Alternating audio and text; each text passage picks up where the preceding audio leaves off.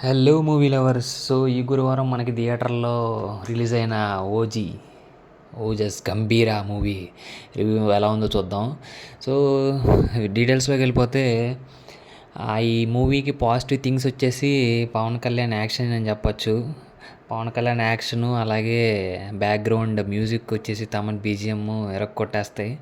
అలాగే సుజిత్ డైరెక్షన్ కూడా ఒక ప్లస్ పాయింట్ అని చెప్పుకోవచ్చు. అండ్ ఇమ్రాన్ హాష్మి కూడా చాలా బాగా యాక్ట్ చేశారనమాట.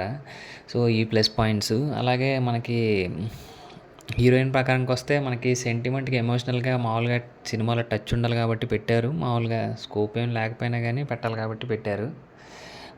మూవీ అయితే పవన్ కళ్యాణ్ ఫ్యాన్స్కి అయితే మామూలుగా నచ్చదు ఈ సినిమా అయితే. అది మొత్తానికి పవన్ కళ్యాణ్ మంచి హరిహర వీరమల్లి తర్వాత మంచి హిట్ కొట్టినట్టే కనిపిస్తుంది.